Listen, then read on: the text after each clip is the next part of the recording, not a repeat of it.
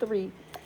This was our area of a rectangle problem. We wrote the area and the perimeter of the rectangle yesterday, right?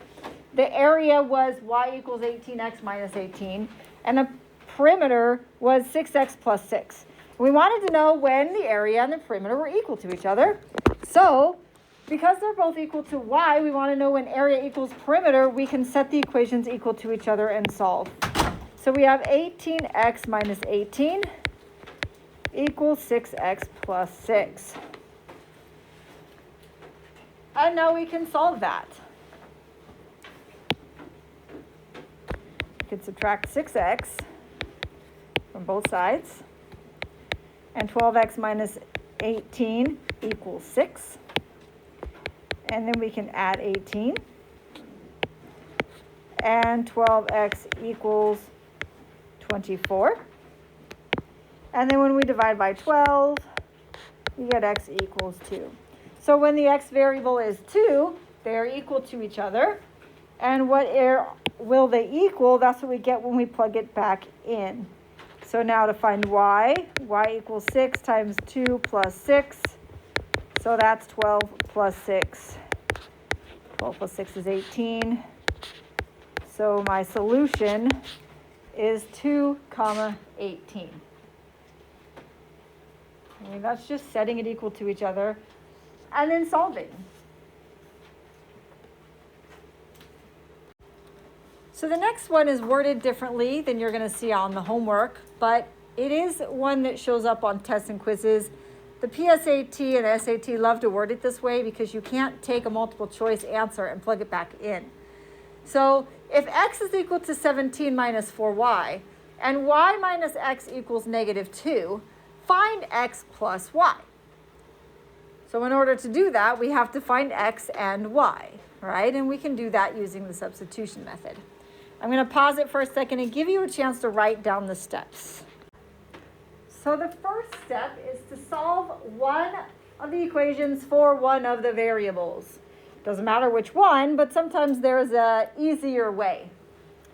The second is to substitute that equation into the other equation, and the third is to solve it, and then we plug that back in to find the other variable.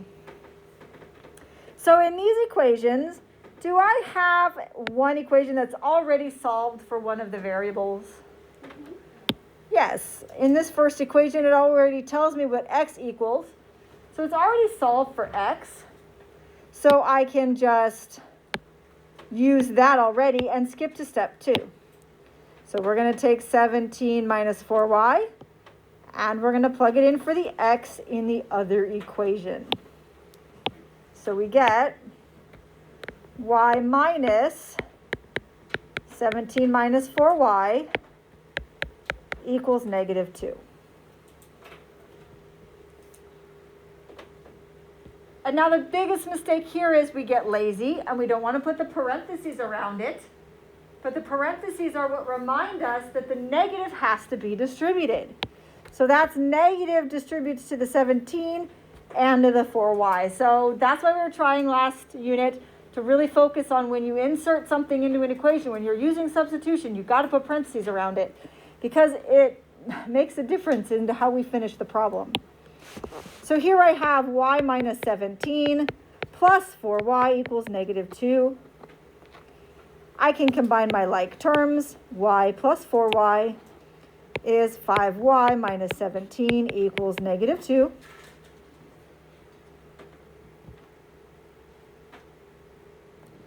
And then we can solve this two-step equation, add 17. And so 5y equals 15. And y equals 3. And then I can plug that back in. Again, I can plug it into either equation. It seems like it might be easier to plug it into the one that's already solved for x. So x equals 17 minus 4 times the 3, which is 17 minus 12, so x equals 5. So my ordered pair is 5, 3. Always x, y, a, b, always alphabetical. What But is that what it asked me for? No. What did it ask for? It asked for x plus y. So that's 5 plus 3 equals 8, and that's my final answer.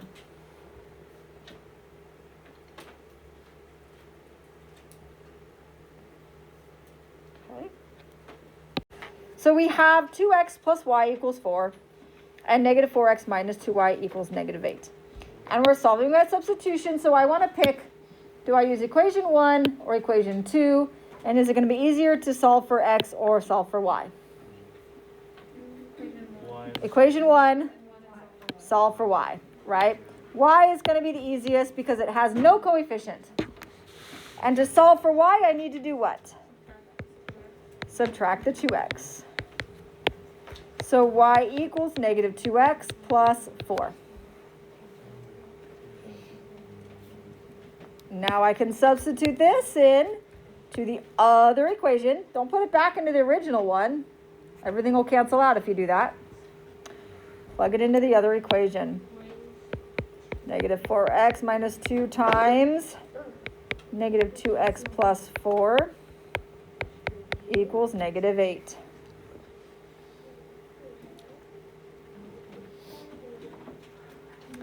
And I can distribute my negative 2. So I have negative 4x plus 4x minus 8 equals negative 8. So pay really close attention to whether you should be distributing a negative sign. And then we can combine our like terms. 0 and negative 8 is equal to negative 8, which happens to be true. So what does it mean in a system of equations when our variables cancel out and we get a true statement? All real numbers is what we would say in an equation if it was just one equation. Infinitely many solutions. Yes, I heard someone say that. So this is infinitely many solutions because every solution for one equation is also a solution to the other. It's not every number works, right? When we say all real numbers, that means every number works.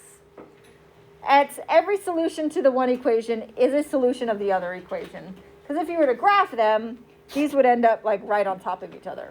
So the lines, the two equations give the same line. Does it have to be infinitely many solutions, or can it just be infinite solutions? Infinite solutions, yeah, that's fine.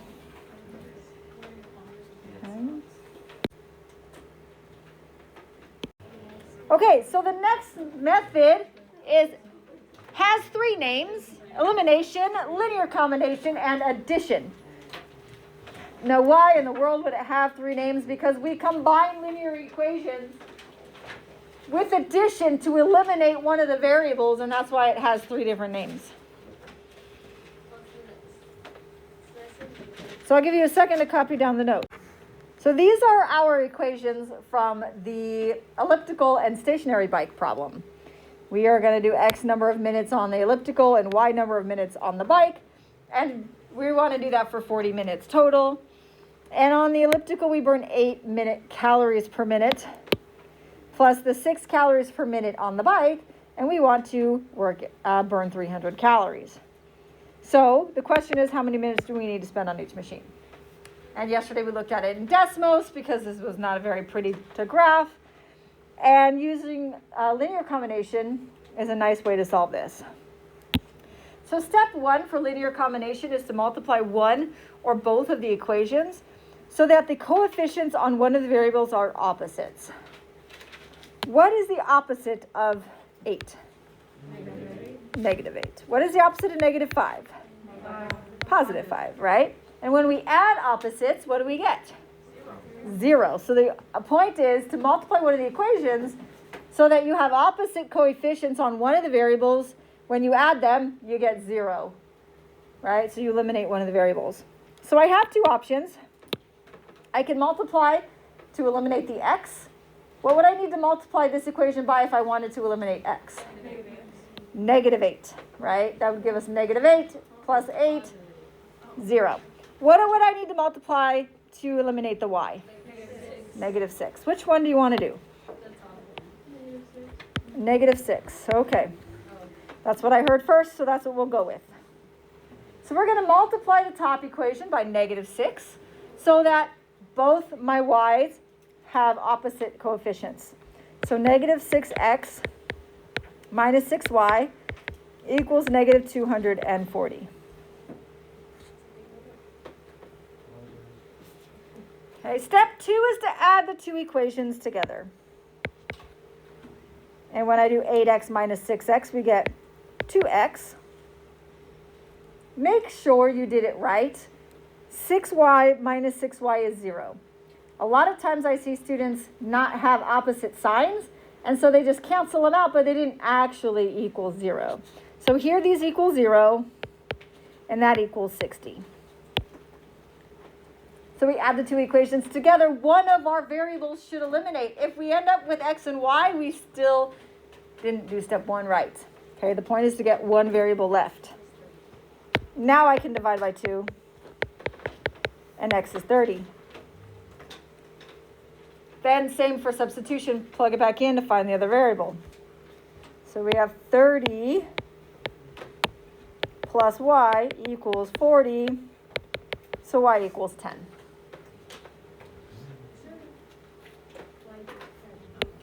(30, 10). 30 minutes on the elliptical and 10 on the bike. Okay, so again, here's this wording.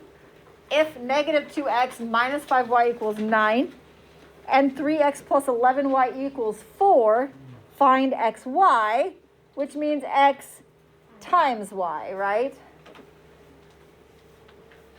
So I have to find x and y. We're going to use linear combination. So I'm going to rewrite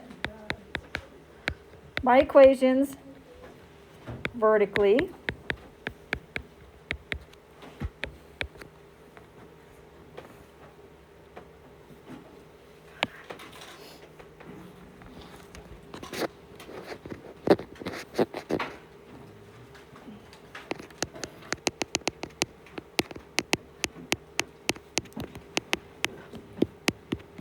All right, so I have two options. I can multiply so I can eliminate the x, or I can multiply so that the y eliminates. What I'm looking for when I have more than one number, when I have a number on both, is the least common multiple. What is my least common multiple of 2 and 3? 6. What's my least common multiple of 5 and 11? 55. They don't have any common factors, so 55 is the least common multiple. Something I can multiply them both to, right? I can multiply 2 by something and get 6. I can multiply 3 by something and get 6. So it seems to me like it's probably a better choice to try to eliminate x so that I don't have such big numbers, right? I try to keep the numbers small if possible. So I already have the opposite sign here. Right, I got a negative and a positive. So as long as I can multiply and make this -6x and this +6x, when I add them together, it'll eliminate. So what can I multiply the top equation by? 3. And what can I multiply the bottom equation by? 2. I don't need to multiply the negative because what is already negative? If I multiply by another negative, now they're both negative and they won't equal 0. Okay? So this equation is -6x minus 15y equals 27. And this equation is 6x plus 22y equals 8. And we're going to add them together.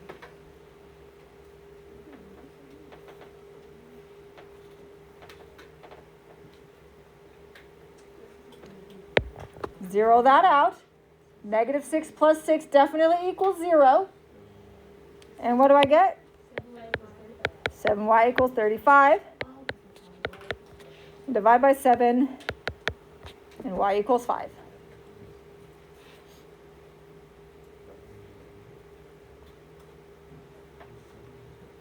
And we can plug that back into either equation.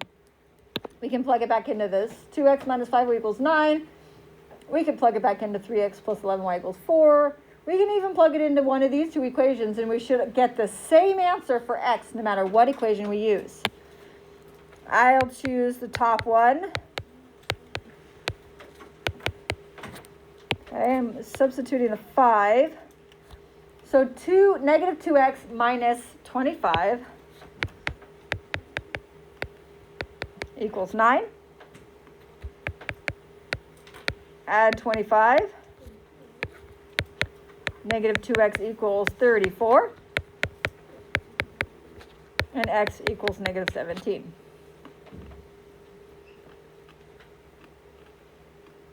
So my ordered pair, negative 17, 5. Always x comma y, bless you. Always alphabetical. If you're given equations with R and S and T, just list them alphabetically in the ordered pair. Now, was that what it asked for? No. It asked for xy, right? Which is 17 times 5? Negative 17 times 5, which is negative 85? Yeah, I don't know. It's negative 8. Sounds about right. Okay, so here's where we got into this conversation about how to quickly do some math in your head. Okay, sometimes it's hard. Sometimes it's not. And sometimes we make it harder than it has to be. And I try to do this with my daughter all the time, and it annoys the crap out of her. Someday she'll appreciate me being a math teacher, pushing her. But anyways, it's not now. Can't you say that 17 is 10 plus 7? Oh yeah, you're right, huh? So if I'm going to quickly do this in my head, I do 5 times 10, 50, 5 times 7, 35. and then I can quickly say, oh yeah, that's 85. Oh, okay. Oh my God. Yeah. Right? I'm not going to lie, I used to do this in my head. Oh Yeah, yeah. that's what I just did. Right? You do that 7 times 5 is 35, carry the 3, 5 times 1 plus 3 is 8, 85. Okay, we can do that pretty quickly too, right?